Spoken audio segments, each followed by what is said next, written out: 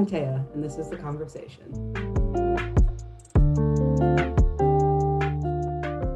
I'm here with Sylvie and Prin, and today's topic for the conversation is something about racial dysphoria, I believe. But Sylvie, you have something that you want to read to us first?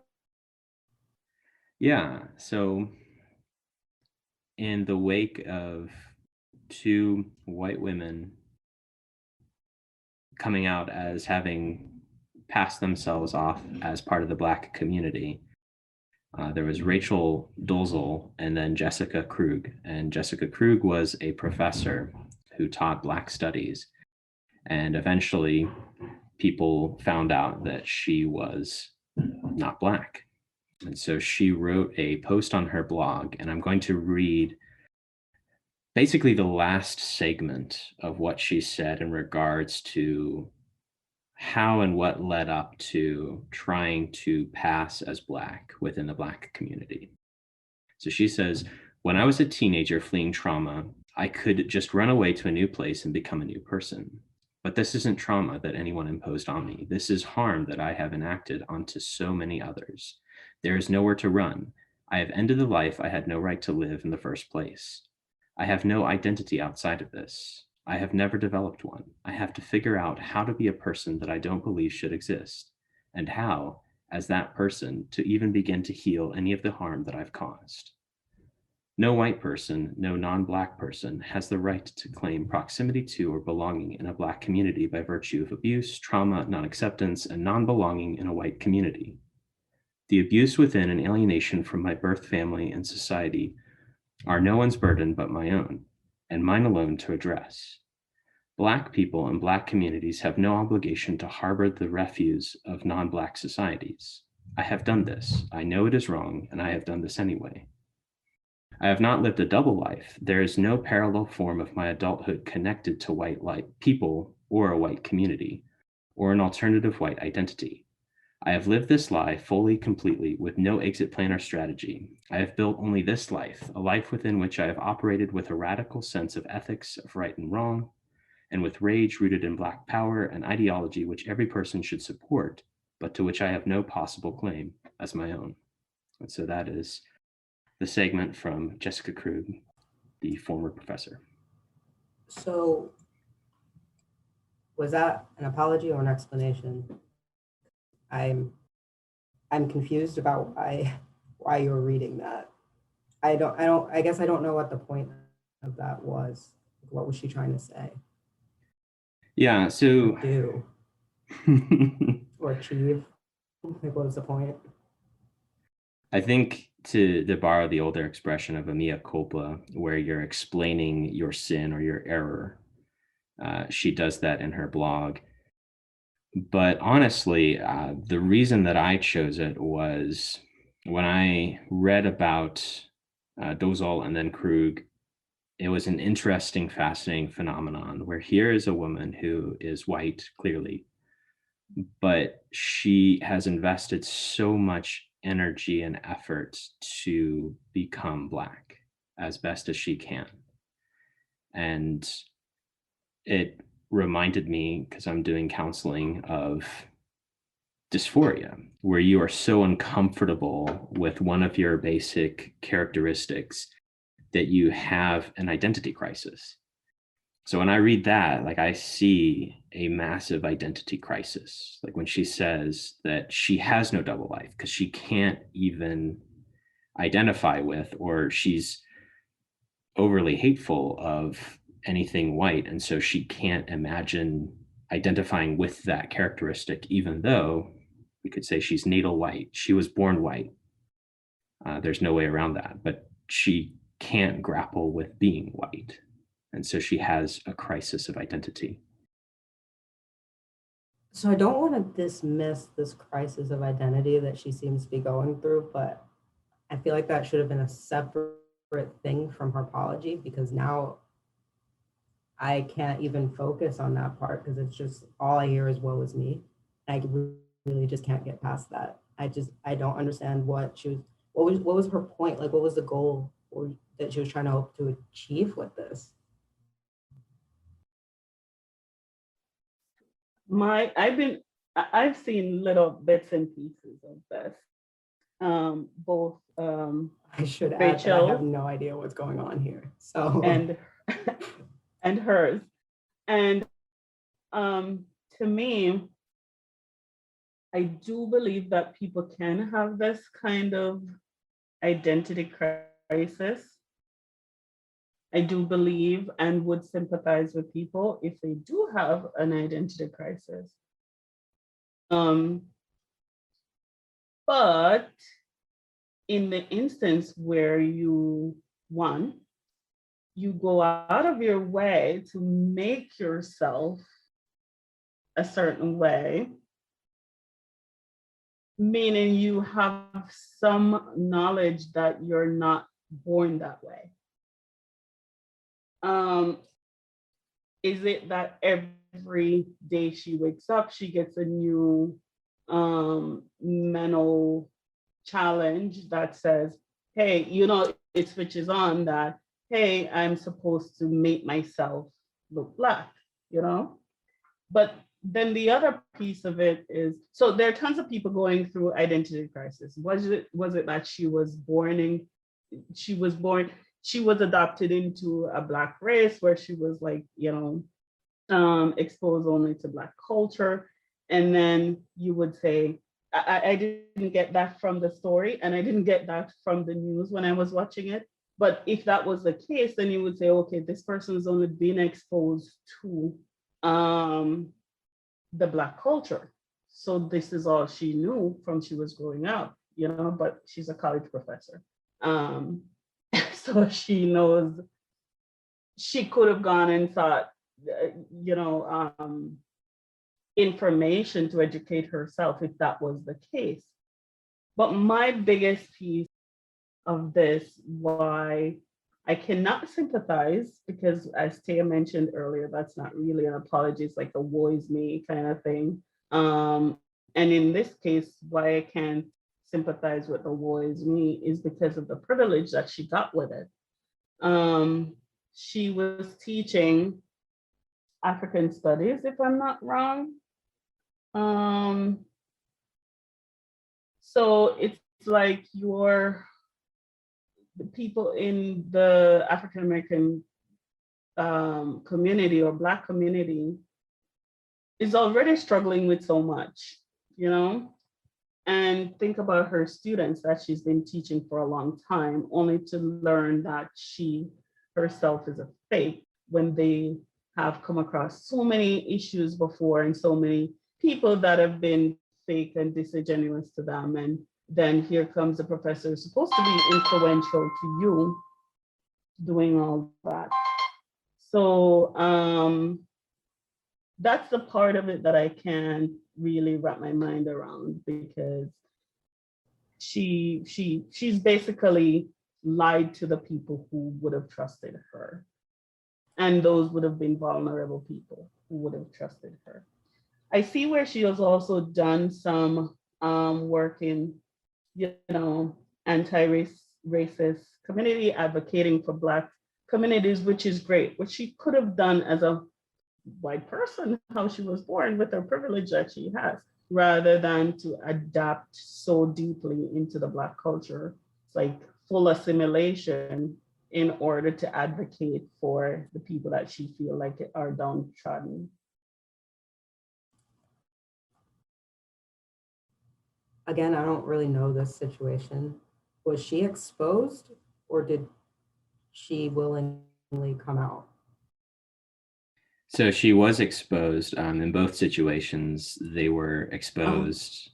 That is all you have to say. Nothing that she said matters anymore, honestly, at all, because she is just disingenuous and a liar. Like, there's nothing else to it. Her apology means nothing to me now, because that means that she was doing anti-racist work.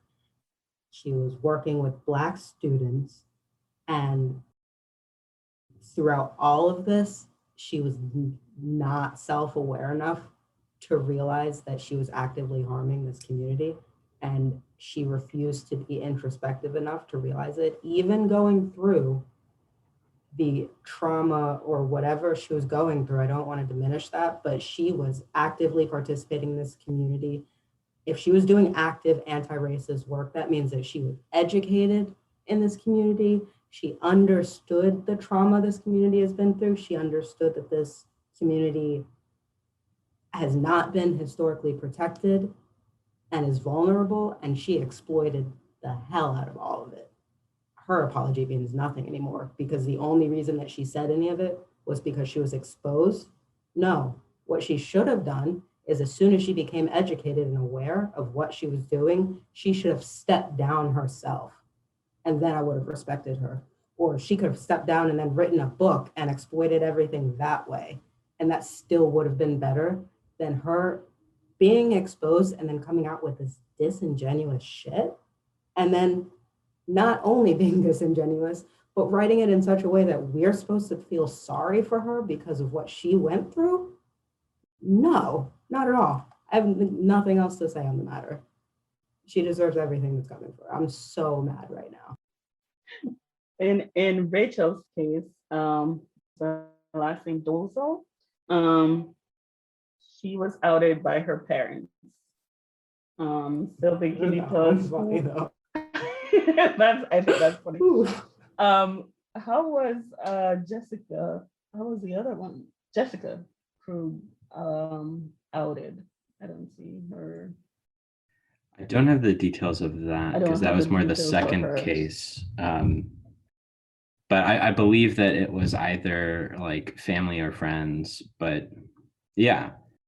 And definitely I would agree that having dysphoria does not necessarily justify your ability then to demand that your identity be taken at face value. But the reason that I was interested in looking at it is that it seems like there is, the reason I read this one was not that, oh, this is a good example of an apology, but it was fascinating in the sense that it mirrors a lot of the dysphoria language that you see in DSM-5, where, so in that instance, it's gender dysphoria. And it talks about like you have a self-hatred of yourself, of identifying factors for your gender. You more identify with the other gender, and you continue to have preferences that mirror the other gender. And so for me, it was fascinating to look into this because I know that there are a lot of different theories, and I'd actually like to study this more about what causes people to do that. My wife told me about a phenomenon called blackfishing, where very influential media people will get filters on their phones to make them seem darker in skin color, even though they are very much white. And so some people, there was like a psychologist who was analyzing and saying, some of it is, fetishizing or exoticizing like Black people, but then there's also to some degree a cultural aspect as well, where there's discomfort being culturally white. And so there's a desire to not only remove yourself from that culture, but to then identify with a different culture. So that was more what I was interested in. And I'm not trying to justify what she did, but I'm more trying to plumb the depths. Like, why do people do that? Is it merely just to get a position at a university? Like, I don't think that that's the sole case, because there's a lot going on there. And it's, I think, important to plumb the depths of, this is a mental disorder, which she talks about. How do you begin to identify that and then work through that? Because the disorder is very real, I think. I'll definitely need to research it more.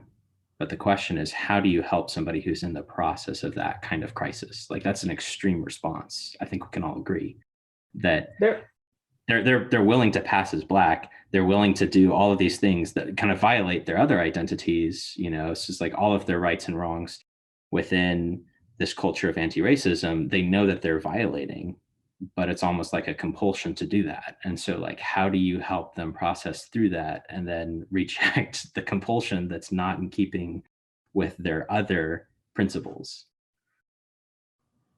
I think Prin had something to say, and I'm gonna let her say it, but I want to jump in really quickly and say I hate this comparison to the trans community and the dysphoria that they go through, because the trans community is not actively infiltrating a vulnerable community and exploiting them for their own good, whether or not that person like had a bad childhood or doesn't know who they are. Like the trans community isn't exploiting anyone, they are the vulnerable group. Whereas in this case, she is exploiting the people that she claims to love. So I just have to point that out, but I'm gonna let Prin take over here. Yeah, well, I totally agree with that. And then on something that Sylvie said earlier, there is what we call cultural disengagement. That's the people who, they study cultures and they wonder why people prefer other cultures over their own. So there is cultural disengagement, and a lot of people tend to say, like, your culture is better than mine, and I want to be a part of your culture. And in doing so, they might do things to augment their features or clothes they wear or how they speak and stuff like that. It's not a bad thing. It's usually just people needing to learn how they can accept their own culture, the parts of their own culture that they really love, and how to separate that from the parts of their culture that they don't really like, so that they don't have to say, hey, I hate my entire culture and I'm going to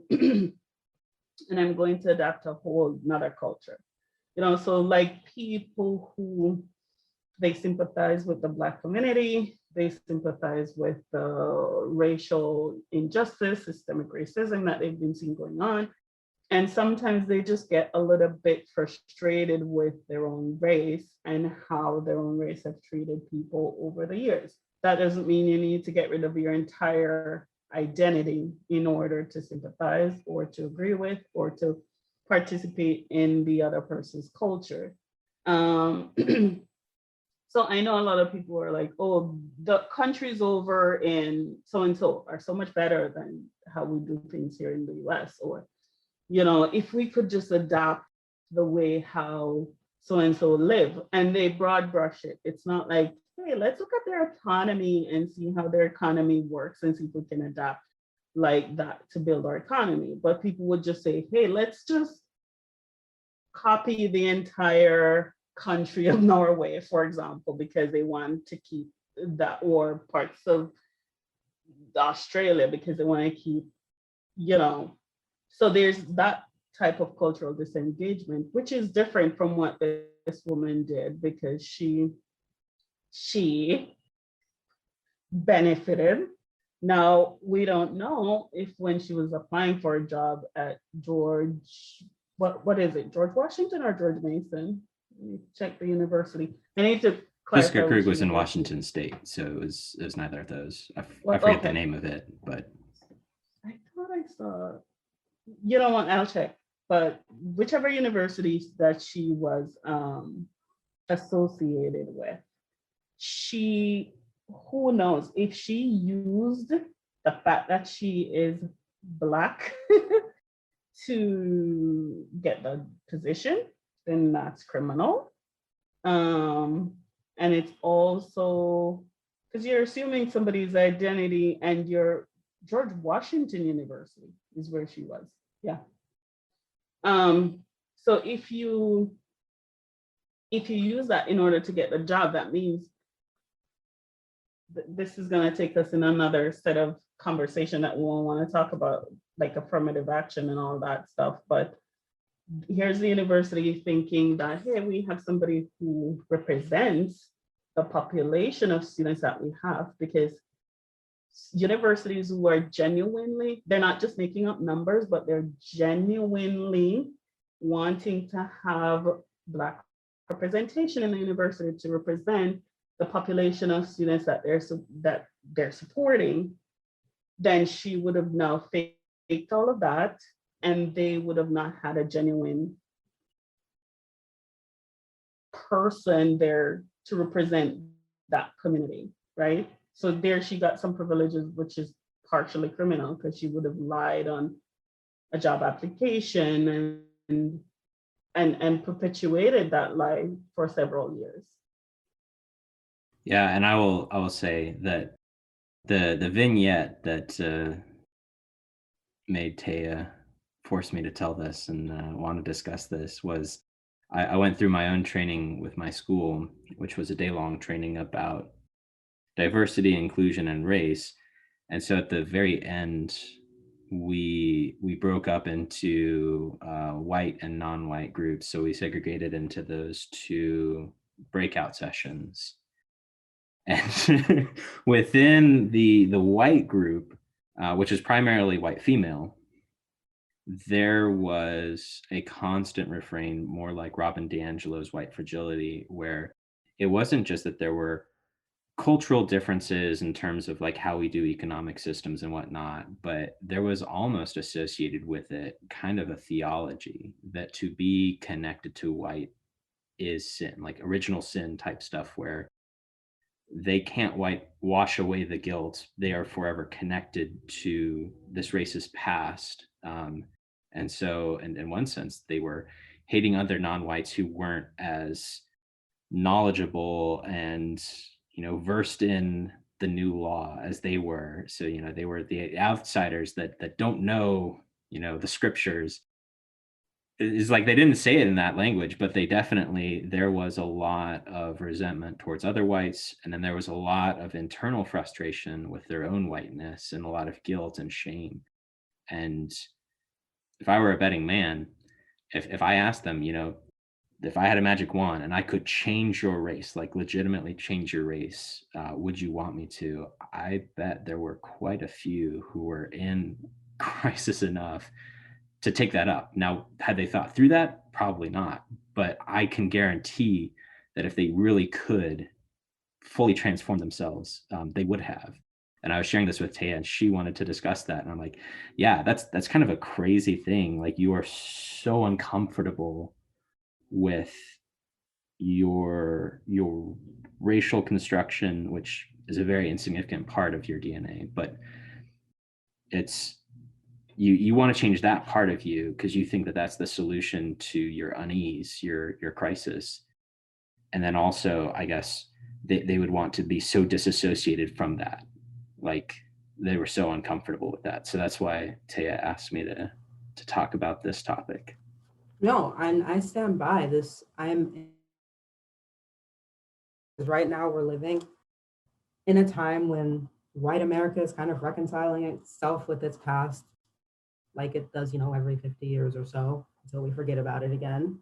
But I know a lot of my friends, I have a lot of white liberal friends who are trying their hardest to support everything, but because of the time that we're living in right now, a lot of resources are going to people of color, which is perfectly fine because historically people of color have been disenfranchised and forgotten about. So I'm fine with this allocation of resources, but I imagine it's probably really hard to be white and like acknowledge that even though the lives of people of color and the abuse and the trauma is much more important, white people still have feelings. Like, yeah, the trauma is obviously more important than the feelings, but like, I imagine they're still feeling something and maybe not necessarily feeling comfortable enough to speak up and get help.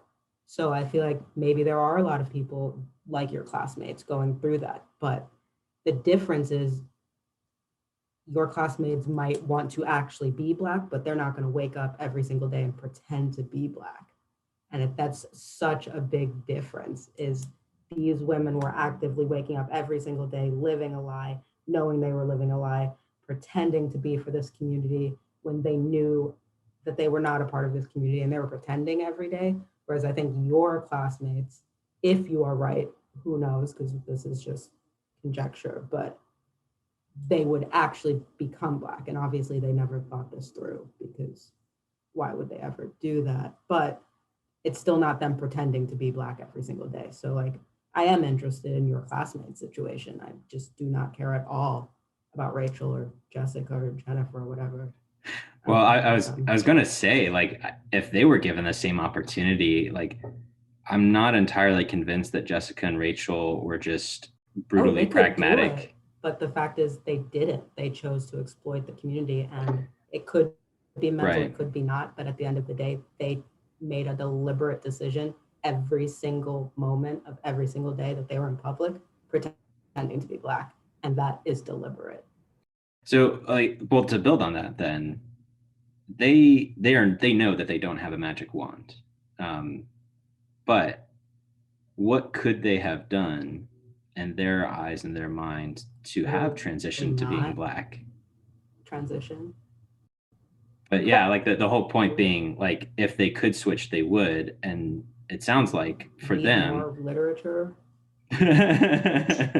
I think we are where we are. We're born the way we are. And for you to start thinking that you want to switch races is not social. I think that's more mental.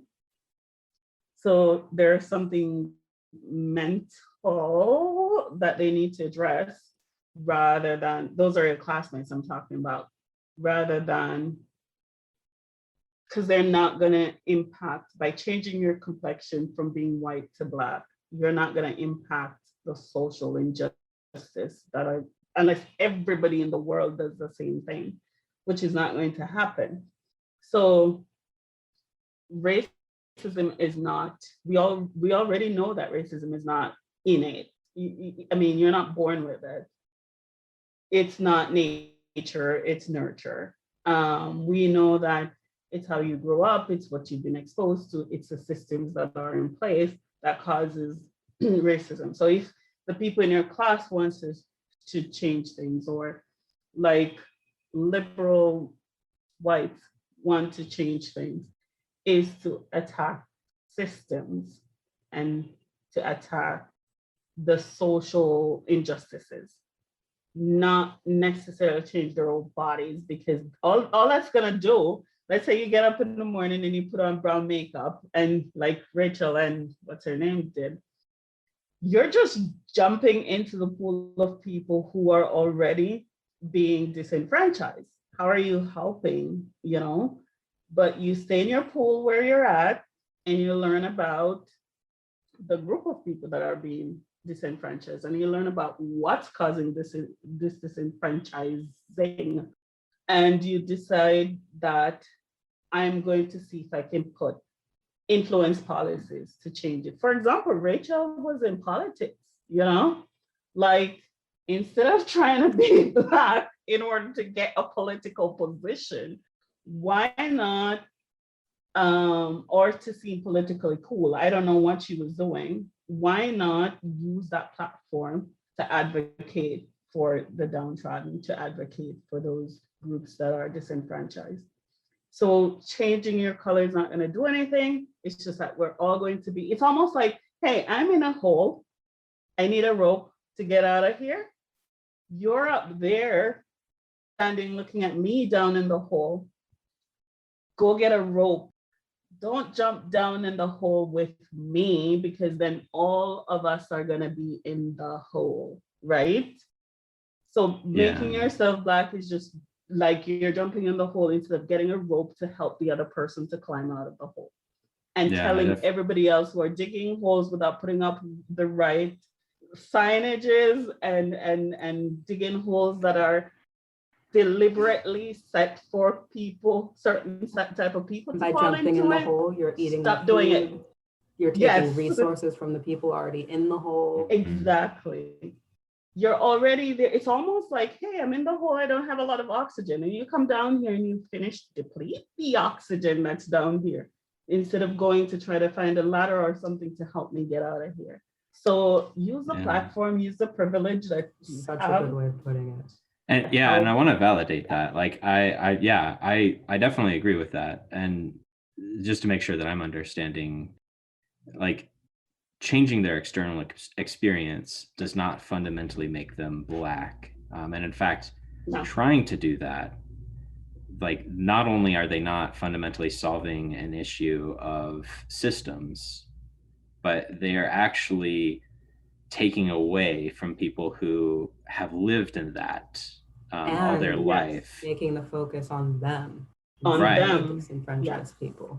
Yeah. And so I love mhm. I love me. I love my skin. I love my culture. I love, so I would want to share that with people. If you want to share in people's culture, you can do that, It's not all Black people that are in a hole. It's a system that puts them in a hole. So I hope when I said that people don't think like I'm saying all Black people are like in, dire straits. But the majority of, because of systemic racism and things that have been happening from centuries back, this is where the Black community is. So yes, participate in, eat the food, dance to the music, wear the clothes, jump in, but don't take away the one thing that makes them who they are. Because guess what? If the people in your class, for example, who mentally they might think, hey, I want to change. I'm so sick of what this represents that I want to change it. I don't think they want to change the whole race. They just want to change what it represents, because it represents, but what about the good part of being white? There's a lot of good people who are white. Why wouldn't you adapt more to that part of it and try to help the others who need help? And then the other thing is, this is kind of like, I would want to see them do that and follow them around for a little while and see how it would work out, because they did not think that through at all. they didn't think that through at all. 0% thought is put, like, I would love that. Yeah. I would And actually set up some cameras and be like, hey, we're gonna authorize the brown face today, and you go around and see how fast they want to change back. how fast they're gonna go to the bathroom and watch that all. So yeah.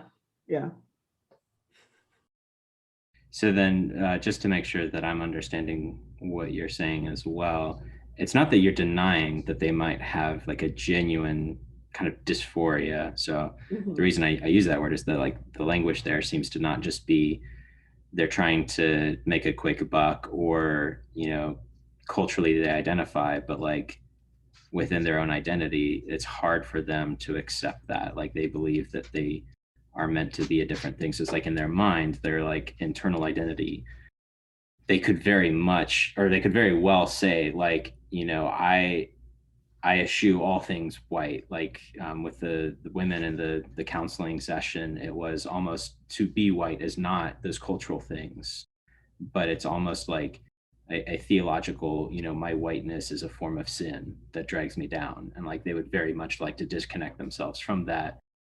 Pretty much the things that make them white are the things that they like hate the most, and they would want to get rid of in order to feel like they're their true selves. But like you're saying, that still does not change the fact that you are what you are, despite like what you may internally feel, however real you feel it.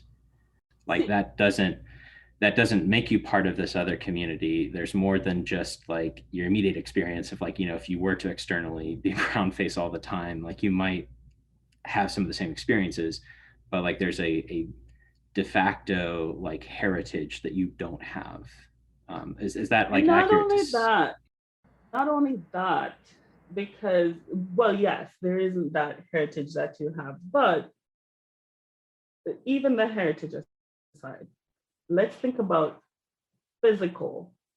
Our race is physical. And I'm not saying that gender isn't also physical, but Black and white people are human beings and meant to be treated the same way, right? You're meant to be treated the same way. The reason these people have this conflict within themselves and wanting to change their appearances is not because internally I feel like my brain is telling me that my color should be darker. It's more of society is so bad and our race has inflicted such harm on the Black community that I don't want to associate myself with them. This is different when you think about gender conflict. Like somebody is born, like you would say, okay, I'm born a female, but my body, some hormones in my body are changing how I was born, and I don't want to be this person anymore. That is different because that is not a set of system, and that is not a set of rules that's causing that person to say, hey, I want to change my gender. It's so, with gender dysphoria and so on, it's internal. It's your body, your hormones, your own body telling you, I don't want to be in this body anymore.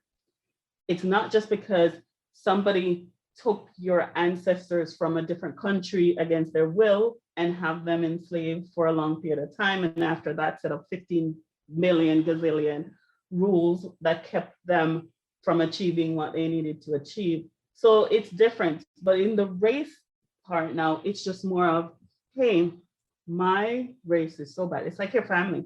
Sometimes families are so bad that you just don't want to talk to them. You don't want to associate, you don't want to say, hey, that's my cousin or whatever, because they're just bad people, right? You can't escape that. You can't escape the gender piece and the gender dysphoria piece, but you can escape the whole idea of race dysphoria because you're only looking at the harm that your race has caused. So I don't know if I'm making sense, but yeah. So let me. Yeah, it's more social than it is physical. It's not something happening in your body that tells you I need to change my race. It's more of, hey, I see all these things happen in the society. I feel like I need to change my race because it's not good in my view. Right. So yeah, just to clarify then, because I've also done some research into early gender dysphoria, where there are some situations, not all, where there is kind of trauma-induced dysphoria, and sometimes there is social. So like that's some of the current research that's going on, where it's like you are having an identity crisis where you don't feel that you belong, and the only way to belong is to transition to a different gender.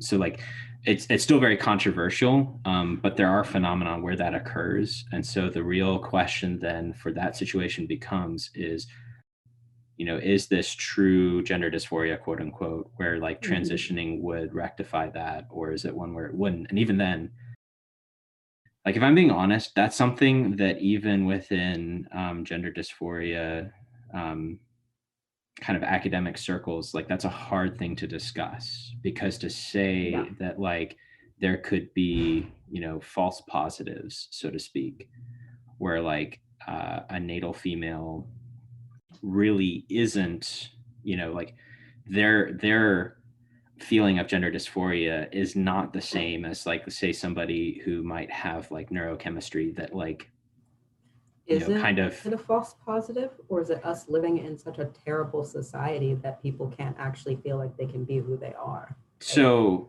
well, that's part of what the literature is doing. And so they're saying that based on the fact that there are people that do detransition, from their own testimony, they're saying, I did have a false positive. Like I thought this was the diagnosis, but actually, I had an issue with something else, or like I misunderstood myself. Prince points, so though, which but that's right. what I'm saying. So, external versus internal. With gender dysphoria, that's more of something that they have to deal with internally. It could have been brought on by trauma, and it could have been something that they were born with. That's a little bit different it's something that you have to chemically or neurologically focus on, right? But in terms of racial dysphoria is what I'm saying. It's not anything that's innate. It's not anything that's in your body. It's not like a chemical process or let's say you had trauma where white people hurt you, then you're gonna say, "Oh, I'm gonna be black because I got hurt by what." You know what I'm saying? So it's like social it's just or interpersonal. Social interpersonal. What we see happening in society is what's causing people to think they don't want to associate with their race anymore. So, baby Rachel and what's her name? Jessica. And Jessica. Even then, let's say they experience trauma. Let's go that route then. You can still disassociate yourself from people who are white without necessarily changing your entire race in order to do that.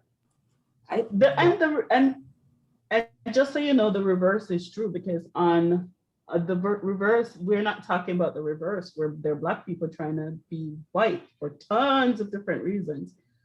And when I was watching, I think it was Steve Harvey, where this young lady, she came on and she's like, the Steve Harvey show, I think it was on, or one of those talk shows. And she's a Black woman, dark-skinned Black woman. It's not like she is a mixed race where she could say, okay, I could pass off for this or pass off for that. She's Black. And she said, she's not Black. Is either one of those court shows or one of those talk shows? I can't remember exactly, but she said she is not Black, she's white, and she started saying some really terrible things about white people. And where was I? I was at a. I know exactly what you're like. She was. You know what I'm talking right? about? Like she wasn't old, right? No, she's young. I know exactly what you're talking about. Yeah. I remember that case, and she was not Black. She refused to acknowledge it. But like, that's also a lot different than people transitioning to Black, trying to pretend to be Black, because that is directly born. Well, I guess it is similar, because it's still born from, we live in a terrible society where Black people feel like they can't be Black. We have such a long history of, if there's white in your family, that's good. The lighter you are, the better. The more white influence you have, the better. We have that history. Black people, especially young Black people, grow up living they deal with the trauma of living in a world that says you shouldn't exist. Not only should you not exist, we don't like you. We don't think you're beautiful. And there's a hate, within your own culture with colorism, as you're mentioning. You can't get a job because you're not light brown enough. And they will say that, like your parents will say, oh, you shouldn't marry that man, he's too dark. Yeah. Or you shouldn't be with that woman, she's when you're all Black people. Your kids are gonna be too dark. or your hair, you have to change your hair to a certain, like you can't wear braids if you're working at a bank. I was rejected for a job because I wasn't light skinned enough. And I had a woman tell me I was high school. Wait, when you just finished high school? Oh yeah. And you learn to love yourself. That's wild. I had a woman tell me I was never going to get a job because of my hair. She's dead now, so it's fine. Like, that's how did she die, Taya? How did she die? But anyways, we internalize that because that's the world that we live in. Like, Friend says she loves her skin and she's comfortable with herself. I don't. I'm still learning to love my skin, but I don't like it right now. And it's because I had to deal with all of these external people telling me that I'm not good enough and I'm not worth it. And I did internalize it. And I'm comfortable with myself, but as soon as I let other people in, I'm not comfortable with how they view me because I feel like I'm not worth it to other people.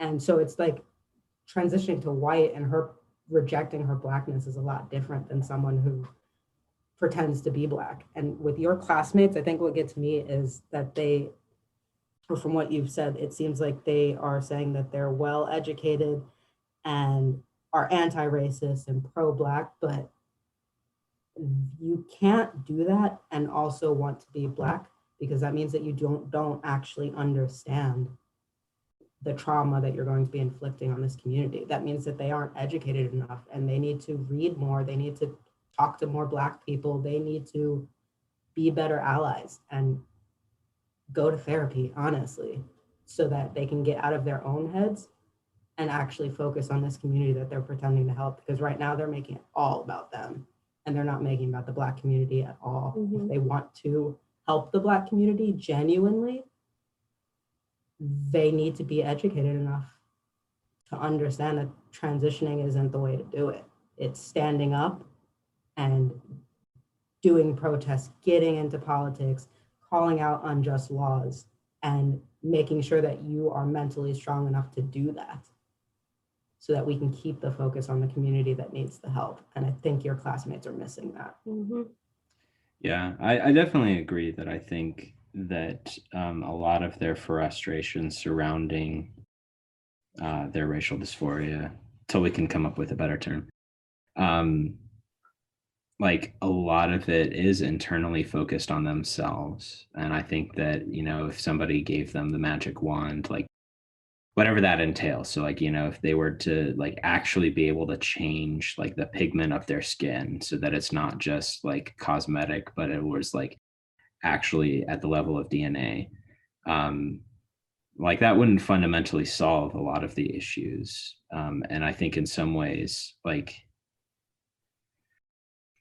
yeah, like I agree that I don't think that that's what they need. What they need is they need to reconcile how you can still be a person of value, but also have like a lot of past involvement and current involvement in systems that are unjust, or like, you know, you could have like these internal biases. So maybe going even more personal, like they can have internal bias or internal prejudice that contributes to that. And then like that's really where you need to be constantly challenging yourself so that like you can love others theoretically as you love themselves, but they may not love themselves, but like you can love others impartially, being able to see them for who they are, and look, you know, be able to challenge those biases that often come up and create partial judgments. So I agree with that a lot. But yeah, like the whole reason I bring these things up to you, and I've talked with you outside of these conversations, is that it's still so fascinating to see just the level of identity crisis in that. So like in a lot of counseling, there are various disorders where you're looking at people are just so overwhelmed by something that like seems good but really isn't the truth, that like it isn't really about them, and like they struggle through that, and that affects all of their life. So they can't rightly relate to themselves, they can't rightly relate to family, or, you know, in the case of race, they can't rightly relate to the Black community because like they have this disordered thinking about themselves and about like their identity as a white person. So yeah. There's that. There's also the people who are so fearful of engaging, that their fear of engaging either drive them to one side of the spectrum or the other. I remembered working with a group of people who just every year, we had to go over, you know, how to work with the students of color, how to work with our international students, stuff like that. I'm like, I got so sick of it sometimes that I'm like, why do we have to have these conversations every year? And then the people, it's not with new people, it's with the same people. So I just got up one day and I said, why don't you, when you see the students on campus, now I'm kind of outing where I was, when you see the students on campus, why don't you just do this? Walk up to the students. Hi, how are you? How's your day going? That is all you need to do, you know? Oh, students walk into your office. Hey, how may I help you? Smiley face. That's it. Don't be awkward. Don't add the drama, the unnecessary drama. Just be yourself, just like you would with a student of the same color as you. First of all, just think of the student as a student, or think of the person as a person, right? This is why we have so many cops, white cops shooting black guys, because the minute they see them, they see a threat. How about you just walk up to him just like you would walk up to any other person on the street, right? And say, hey, start the conversation, and then you get into what you need to get into. I agree.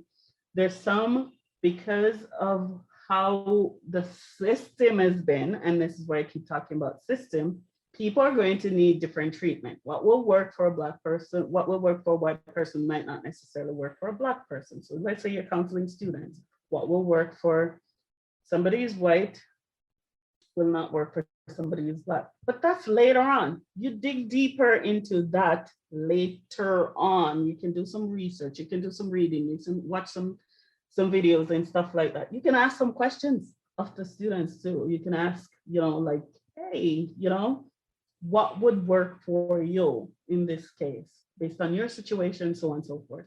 Rather than, oh, I'm so nervous, I don't know what to say to the student, so I don't say anything to the student. Or, I'm so nervous as a cop, I'm going to take out my gun as soon as I approach this person. And if he even raises his hand, I'm going to shoot him, because that's the first thing I'm going to see. My brain is already programmed me this way, So those are the things that I've been seeing year in, year out, is that some people are just frustrated with the fact that we are continuing to educate and to educate and to educate, and people are just not even trying. Yeah, like if you want to help out a marginalized community, like educate yourself first, get yourself right, so that you aren't fetishizing them accidentally in your attempt to make them better. Like it's not white people's job to save Black people. It's not cis people's job to save trans people. It's our job to treat people like they're humans who exist in the same world as us, who deserve to be treated with respect. That's all we can do, and call out injustice when we see it. It's not our job to save anyone, just be a better person. And you don't even have to go out of your way to say, hey, I'm not in the community where there's a lot of Black people, so how do I interact with them? So some people come up with that. Like, I've never traveled, I've never left my hometown, which is 99.9% white. But you watch TV, don't you? You read, you go on social media. Those are ways in which you can start. Which is why representation matters, by the way. Representation matters, and which is why we go back to these two people who fraudulently assume an identity which is not theirs, because now you're thinking, hey, we have a Black person or a couple to relate to our Black student or population, and then we find that that's not true. But nobody wants you to go seek out, like if you're on a school campus, for example, nobody's asking you to go seek out all the Black students and to go talk to them all the time.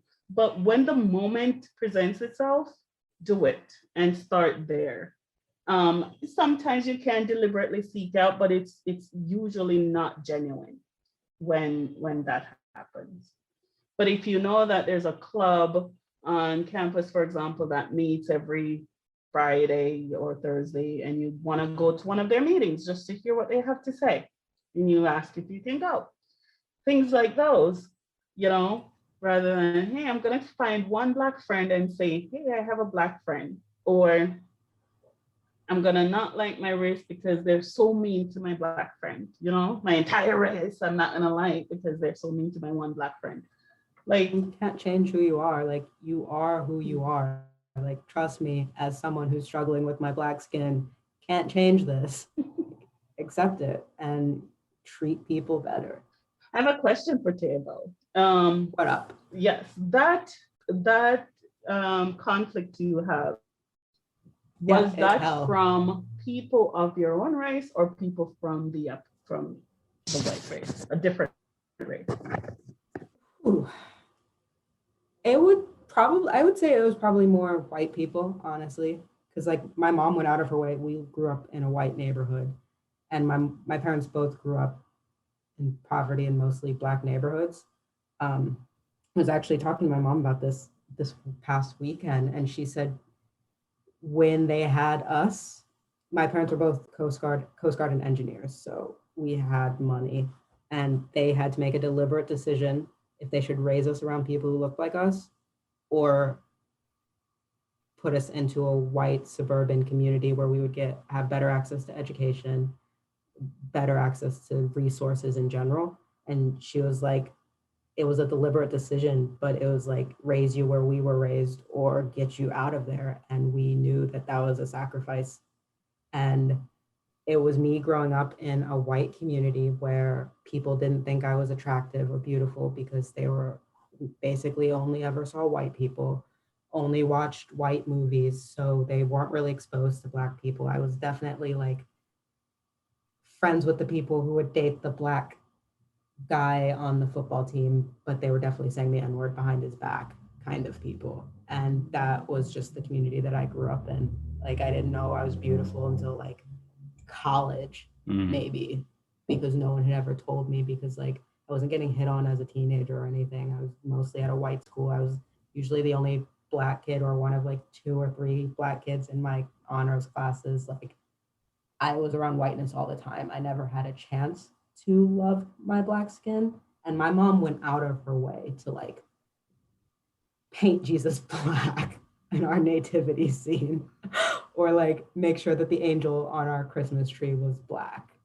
and that we had Black ornaments and like Black art. We did Kwanzaa for a while, but it always felt fake, like kind of the same way I felt BET. Like we had to go out of our way to create our own channel. My mom had to go out of her way to make sure that we had Black influences. And I was very aware that it was not the norm. And she was doing the exception. BET was the exception. And I was aware, it basically always felt my whole life that Blackness was the exception and not the norm. So like, that's why. And it's just something I'm wrestling with and actually trying to address this time instead of pushing it aside. But like, I don't do dating apps because I have had people in my past who looked at Blackness as a fetish and like wanting to sleep with me as a fetish, or people wanting to be like their Black friend and things like that. And it's just really, really hard to trust people now because of that. So like my romantic life lacks because I don't want to let people in, because I don't trust people. And I still unfortunately live in a primarily white area. So it's like, of my romantic partners, it's probably going to be a white person right now because of where I'm at. And I don't really trust that right now. So does that answer your question? Yeah. No, I wanted to definitely answer my question. I just wanted to see, sometimes it's in our own community that we get most of the hate. So I definitely went in. Oh yeah. There is a lot of colorism too. Like just for me personally, it wasn't as much colorism as like, I'm like the lightest one in my family. So like, I didn't really have to deal with colorism, but it was more just outright racism and microaggressions. Yeah, thank you for sharing that too. Like that's yeah. a very real thing to share in the conversation. Well, to stir up the pot, because this is the conversation and we get real here. Earlier on, you both had talked about the idea of Jessica had taken away a spot from the Black community.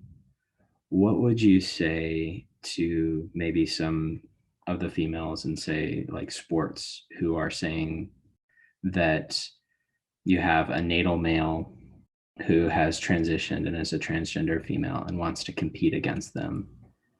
I would say that's 100% a conversation for another time. Yeah, I know, throwing that out there. But in terms of that, it's like they would identify in the same way that this person hasn't experienced the lived experience of being within the female community. Like they've been part of the male community early on, which set up the hierarchy, set up the advantage. They've come from a place of privilege.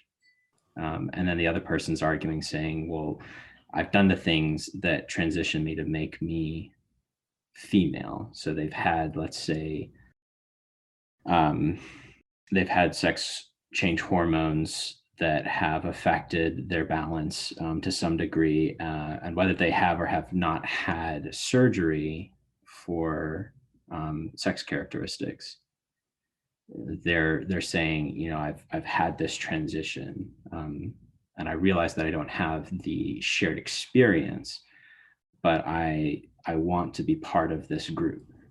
We're still talking about sports, or Yeah, so sports. no? That's I. I don't feel that we can talk about this as non-medical professionals who Mhm. don't understand testosterone levels and how hormones can be affected. And there's a lot more going in, Mhm. but it's not just about being socialized as male or socialized as female. Like there's actual strength differences that I don't understand enough about to say, oh yeah, a trans woman should be able to play on a women's soccer team. Like I don't understand that enough, but I do know that if you're transitioning from race, it's a lot different, and it's not physiology that are affecting things. It's the fact that you didn't actually change race. You are pretending, and you're waking up every day deliberately doing this. And the fact that you can go back to being white at any point if you want to. Yeah. That's a huge difference. Okay, then to make it like theoretical, to kind of play a mental exercise, let's say that a person who is natal white, they get some sort of surgery to change their skin pigment so that it's not just they're putting on literal blackface, but they've changed that. Let's say they've got hair transplant or whatever. By society, that is punishment enough. Whatever. I'm not inviting them to the cookout, but they're black now. Like, good luck. You're on your own, dude. So not just a bad tan, but they do some serious. No, I'm not going to accept you into to hang out with me or any of my black friends. Like, you're on your own, but like, I'm also not going to actively punish you because you made a bad decision. Yeah. Sucks to suck. Well,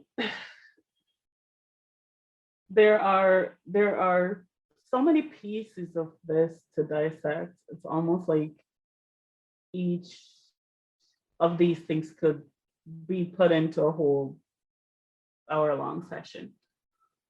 But like I mentioned before, the privileges that these women get is my biggest piece.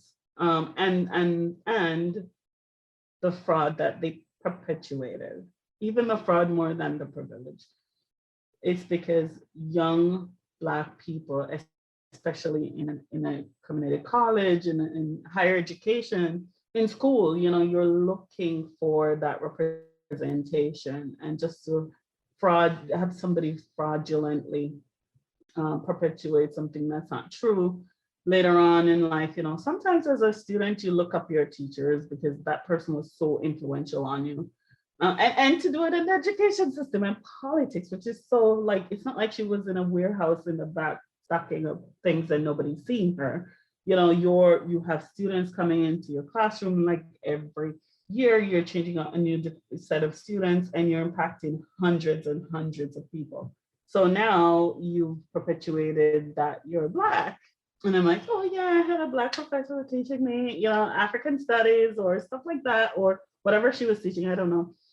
And, you know, I used to go to her with my problems and so on and so forth, so forth. So now you become an adult and you see this news, or, you know, you're probably in a time in your life when you are already going through a whole lot of issues, you know, and you see this come up and you're like, oh my God, my entire 4 years of college was a lie. Or, you know, just because of this one woman, so she's influencing so many different lives. And that's the piece that I don't like more than anything else.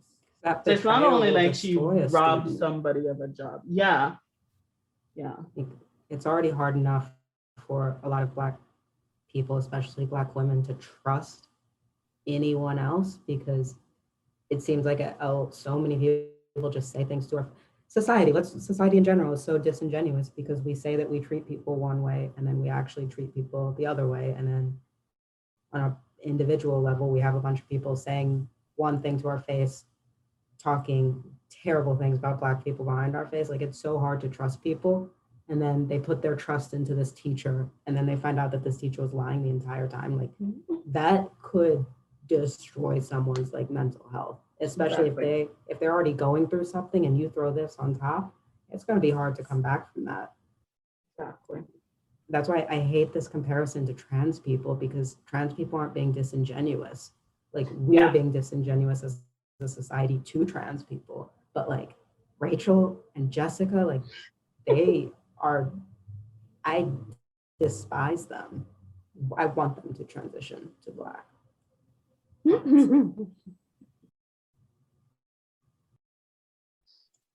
Yeah, I was going to note, like, as we were talking, it does seem like there's kind of there's this incompatibility. It's like they can't really have this internal disposition. There's no like black mind, white mind, and then you reconfigure your body to match that. And then also like the extent to which they sought to become that. So like hearing some of the testimonials for gender dysphoria, like they'll say that I became a female or I am a male in their transition, whereas both of these ladies, at least when they were outed, seemed to imply that they realized that they weren't really, they really hadn't transitioned. And so, yeah, I think the thing that I'll be curious to see in my research is if there are people who are convinced that they could transition, so that they no longer say like, I'm pretending to be Black, but like in their minds, they're like, I've done everything to transition to be Black. Like, I don't know what that would look like, but that seems like a very big step. And as it stands in this phenomenon, I don't think that anybody has claimed that, let alone achieved that, which I think is a huge distinction. There's a woman on social media. Social media, here we go. No. She has a social media page, but she is making herself out to be, I don't know what she's doing, but clearly there's some mental issues there that she needs to deal with.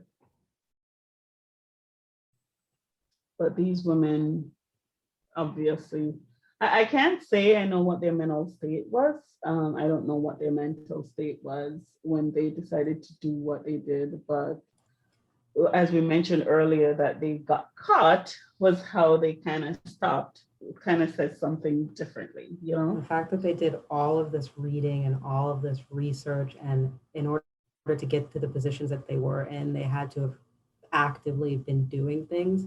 That meant that they had to have been also actively ignoring every single thing that they were consuming, because everything would have said, hey, this is a bad idea. Don't do this. This is going to harm this community. It feels like no matter what their mental state was, it's like cheating. Like, it doesn't just happen. Like, there are steps that you have to take, that you have to make a choice in each of the steps. They had to make a choice every single day, every single minute that they were out in public. They made the active decision to ignore all of the training that they had and to do this. And I don't care what their mental state is. And this Some is like real cognitive dissonance here. Meant it. Yeah. It's the fact that they did all this and they only came out when they got caught. If they had done this and then realized they were wrong, like, it's still wrong, but like, that's a lot different. This just makes them feel like I don't care like about you at all. Sucks to suck. Hope you don't have a job again. Yeah. Oh, interesting topic. Yeah, that is kind of all I had. I feel like we explored this one, and I don't know where you guys landed, but I just know I hate these two women, and that is all I have to say. So I think we're done for the day. I hate their actions. I hate their actions, but their actions all combined, that I really feel like I hate these women too, but you're right. I'm not going to say that definitively. I am 60% sure I hate these women. Anyways. Well, this has been the conversation. I'd like to thank the moderator of our conversation, Taya.